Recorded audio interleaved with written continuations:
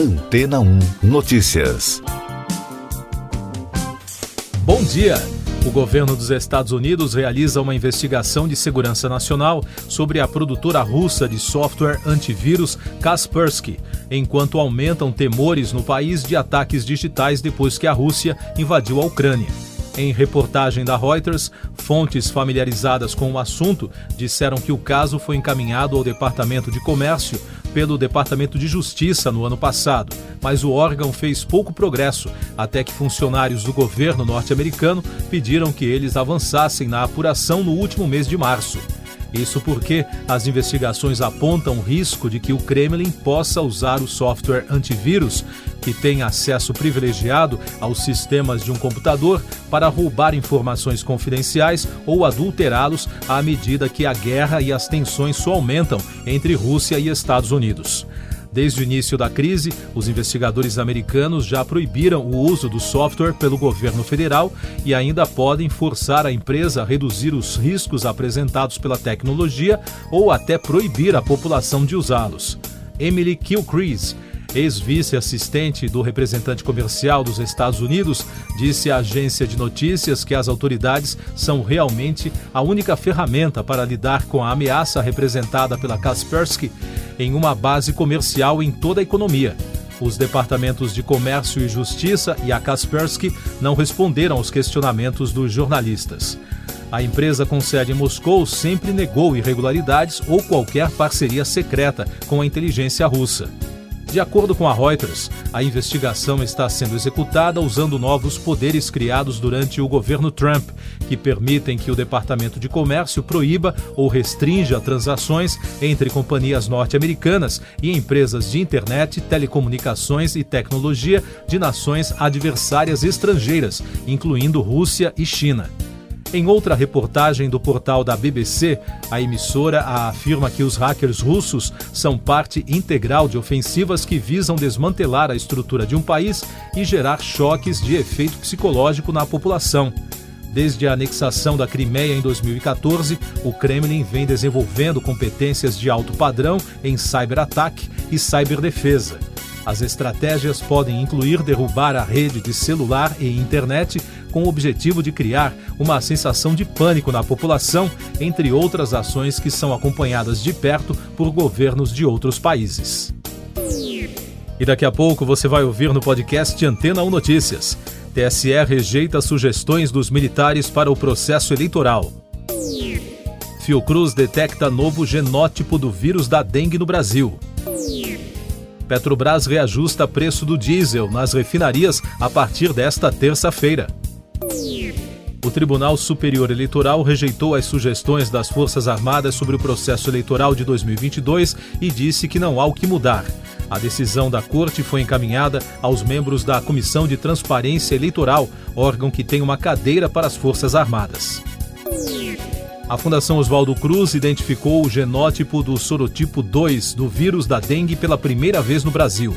Segundo especialistas, a chegada dessa cepa preocupa, porque existe a possibilidade de ela se disseminar de forma mais rápida do que a linhagem asiático-americana que já circula por aqui. A linhagem encontrada é a mais disseminada no mundo e está presente na Ásia, Pacífico, Oriente Médio e na África. O preço médio do litro do diesel será reajustado a partir de hoje de R$ 4,51 para R$ 4,91, um aumento de 8,87%. Os preços da gasolina e do gás de cozinha não serão alterados. Segundo a Petrobras, o diesel não sofria reajuste há 60 dias, desde 11 de março. Com o novo aumento, o combustível já acumula no ano alta de 47% nas refinarias. Em comunicado à imprensa, a Abrava, a Associação Brasileira de Condutores de Veículos Automotores, disse estar indignada com o novo aumento. Essas e outras notícias você ouve aqui na Antena 1. Oferecimento Água Rocha Branca. Eu sou João Carlos Santana e você está ouvindo o podcast Antena 1 Notícias. Com mais informações da área da saúde, a Diretoria de Vigilância Sanitária de Santa Catarina está monitorando um caso suspeito de um tipo de hepatite aguda desconhecida em uma criança de 7 anos de Itajaí. A criança já recebeu alta por apresentar bom estado geral. Em todo o Brasil, o Ministério da Saúde está monitorando 7 casos suspeitos da nova doença. No mundo, mais de 200 casos foram identificados, especialmente no território europeu. O Brasil registrou na segunda-feira 59 mortes pela Covid-19 em 24 horas, totalizando mais de 664.300 óbitos desde o início da crise.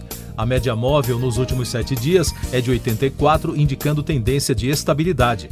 Também foram registrados 10.600 novos casos, somando mais de 30 milhões e meio.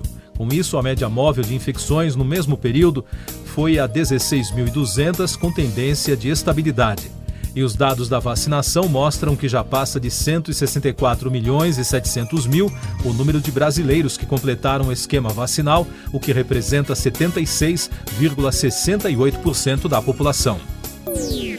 Mais informações das eleições. O ministro da Defesa, Paulo Sérgio Nogueira, enviou um ofício ao ministro Edson Fachin, presidente do Tribunal Superior Eleitoral, para que ele seja o representante das Forças Armadas na Comissão de Transparência das Eleições. No documento, Paulo Sérgio afirma que o trabalho exercido pelo general indicado na comissão, Heber Garcia Portela, está concluído. Após a notícia do ofício, a pasta divulgou uma nota de esclarecimento, na qual afirma que o general continuará na função. O pré-candidato à presidência pelo PDT, Ciro Gomes, testou positivo para a Covid-19. Pelo Twitter, ele afirmou que os sintomas estão leves, mas foi forçado a suspender atividades de campanha. Ciro Gomes está vacinado com 3 doses contra o coronavírus. O ministro Gilmar Mendes, do Supremo Tribunal Federal, decidiu cancelar o edital que estabelecia regras para a eleição de governador e vice do estado de Alagoas, com base em uma ação impetrada pelo PP. A votação dos novos chefes do Executivo deveria ter ocorrido na segunda-feira, dia 2, mas foi suspensa no dia 1º pelo presidente Luiz Fux, que determinou a Mendes a responsabilidade sobre o caso. Poucas horas após o ministro cancelar o edital, a Assembleia Legislativa de Alagoas publicou um novo texto. Com isso, a eleição indireta vai ocorrer no próximo domingo, dia 15, às 13 horas, segundo a edição do Diário Oficial Eletrônico, publicado na noite de segunda-feira. Mais destaques do noticiário nacional. O Senado enviou documentos com informações sobre o orçamento secreto ao Supremo Tribunal Federal. Segundo o portal UOL, houve respostas de 340 deputados e 64 senadores. A ação do fim do ano passado atendeu a uma determinação da Corte que pediu medidas de transparência acerca do orçamento de relator. O presidente do Senado, Rodrigo Pacheco, pediu que os parlamentares encaminhassem todas as informações disponíveis sobre os autores das emendas. O Conselho Nacional de Trânsito publicou as regras para o cadastro de bons motoristas, uma norma que estava prevista na atualização do Código Nacional de Trânsito. A novidade cria o Registro Nacional Positivo de Condutores, que terá a relação dos motoristas que não cometeram infrações de trânsito nos últimos 12 meses. Segundo o texto publicado, o novo cadastro será implementado pelo governo até o mês de novembro. Economia.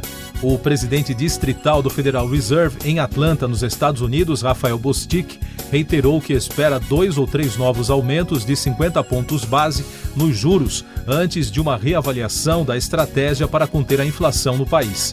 Em entrevista à Reuters, o dirigente disse que esse é um ritmo de aperto monetário agressivo para os padrões históricos e que, no momento, pessoalmente não vê necessidade de uma nova elevação dos juros. Na Argentina, a estatal YPF anunciou que vai aumentar o preço dos combustíveis em uma média de 9%, o segundo aumento em menos de 2 meses. De acordo com a agência de notícias EFE, a produtora alegou em comunicado que o reajuste se destina a evitar o aumento da diferença de preços que já existe com a concorrência. Noticiário tecnológico. O comissário da indústria da União Europeia, Thierry Breton, se reuniu no Texas, nos Estados Unidos, com o presidente da Tesla, Elon Musk, para discutir questões como a cadeia de suprimentos e as regras recém-acordadas do bloco que exigem que grandes empresas de tecnologia melhorem o monitoramento de conteúdos online. Segundo o porta-voz de Breton, a aquisição do Twitter pelo dono da SpaceX, além da liberdade de expressão, também estiveram na pauta do encontro. Em vídeo publicado na rede social, Musk disse que está de acordo com Breton e disposto a colaborar com a nova lei de serviços digitais europeia. música. Começa hoje a edição de número 66 do Festival Eurovision, que reúne quase todos os países da Europa na cidade italiana de Turim nesta edição. A grande ausência este ano será da Rússia, que se retirou da União Europeia de Radiodifusão depois de protestos de vários países. Por outro lado, a favorita, segundo os sites de apostas, é a canção Stefania, da banda Kalush, da Ucrânia, que mistura música folclórica com rap. A grande final do evento será no próximo sábado. Pop Art. O famoso retrato de Marilyn Monroe, feito por Andy Warhol, Shot Sage Blue Marilyn, foi leiloado por 195 milhões de dólares, cerca de R$1 bilhão na segunda-feira. O negócio bateu o recorde para uma obra do século XX, que até então era do retrato As Mulheres de Argel, do pintor espanhol Pablo Picasso. Segundo as agências, apesar do valor recorde, o quadro ficou abaixo das expectativas de leiloeiros e colecionadores que acreditavam que a pintura chegaria aos 200 milhões. Siga nossos podcasts em antena1.com.br. Este foi o resumo das notícias que foram ao ar hoje na Antena 1.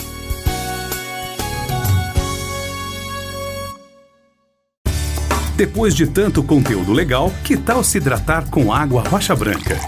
O consumo regular de água durante o dia traz benefícios para a saúde, como, por exemplo, manter a pele bonita e hidratada. Rocha Branca, da fonte direto para a sua casa.